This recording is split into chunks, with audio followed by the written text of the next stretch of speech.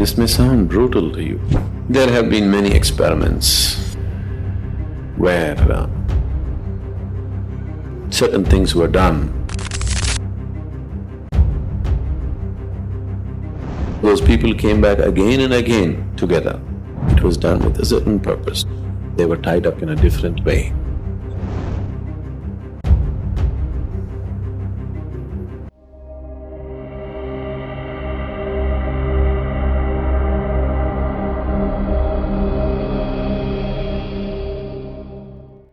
Namaskaram, Sadhguru.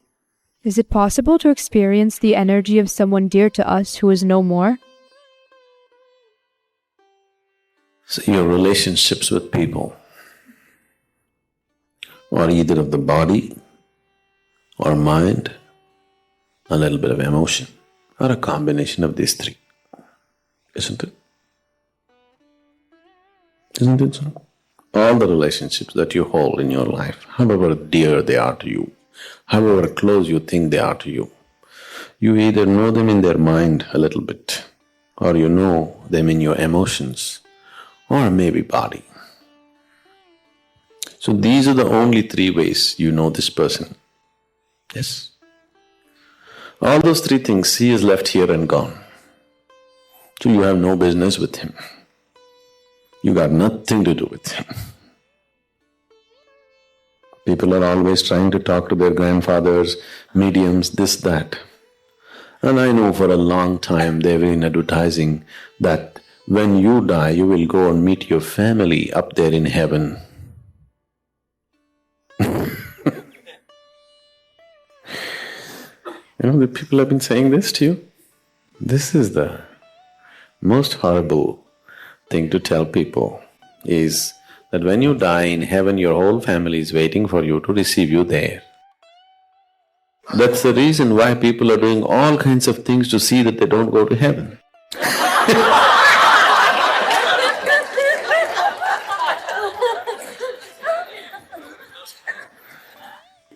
See, now this may sound brutal to you, but I want you to look at life the way it is. You want to be in Wonderland, it's up to you. You want to live in, you want to live like Alice, that's up to you. But you want to know reality, because if you want to transcend, you must know reality the way it is. Otherwise, how will you transcend? If you do not face reality just the way it is, the question of going beyond that doesn't arise at all in your life, isn't it? See it clearly. Take the dearest person in your life and please examine it carefully. What is it that you know about this person? Maybe you explored their body a little bit, not all of it, just a little bit. Maybe you know their mind a little bit, not at all of it. Maybe you know their emotions to some extent. Beyond this, what do you know about this person? Anything? Nothing at all, isn't it? So that's how deep you're able to go with a person. Physical body, mind, emotion. All these three things are dropping when he dies. So once he dies, he's not your business anymore. He's got nothing to do with you, nor does he wants to have anything to do with you. Only if the relationship has transcended the limitations of mind, emotion and body, only then those relationships are connected. There have been many experiments where certain things were done to see that two people came over again and again together, repeatedly. This was done with a certain purpose, not just for fancy, not for emotion. It was done with a certain purpose to fulfill certain things. So those people came back again and again together. But that was done and they were tied up in a different way, not on the emotional level or psychological or physical level, in a completely different way. Unless something else has been touched, you have nothing to do with this person once the body drops. because everything is just there. Conscious mind and the body drops means you lost contact with that person. See, somebody gets Alzheimer's and he doesn't know who is his wife or his child or anything anymore. Isn't it just because the mind is gone? Isn't it so? The body has its own memory, it could recognize a little bit, but still not much. Just because the mind is gone, they don't even recognize you anymore, it's over. And with death, do you think they'll recognize you? Please look at it sincerely, rather than just fooling yourself. So, your involvement with people is just this much: physical, mental, emotional. Those things have no relevance once somebody has left his body. So your business with them is over. You know, Jesus said, leave the dead to the dead.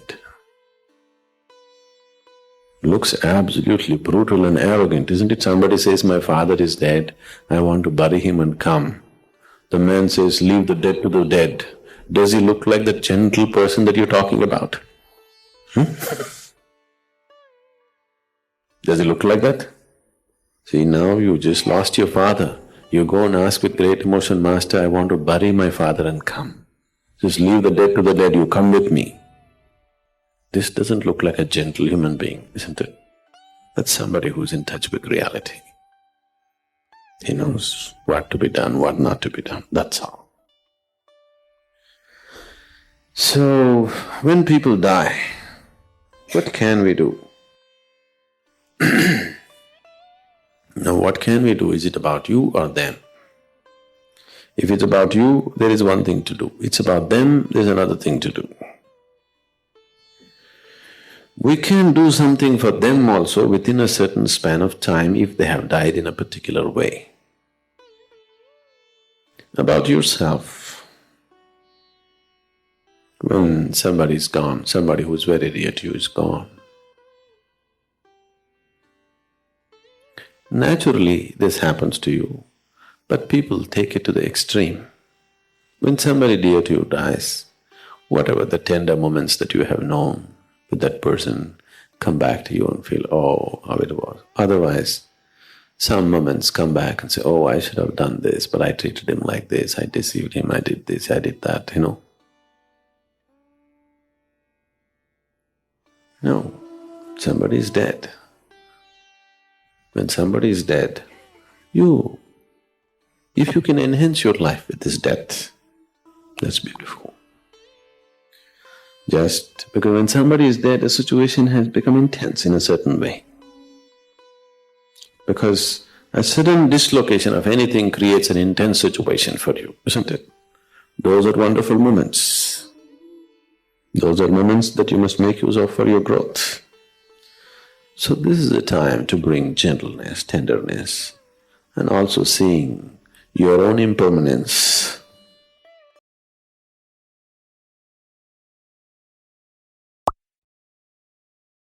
The most beautiful moments in life are moments when you are expressing your joy, not when you are seeking it.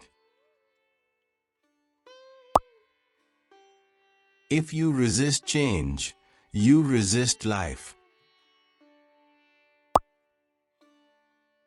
When pain, misery, or anger happen, it is time to look within you, not around you. The fear is simply because you are not living with life. You are living in your mind. People have fallen in love with words and lost the world. It's time to regain it.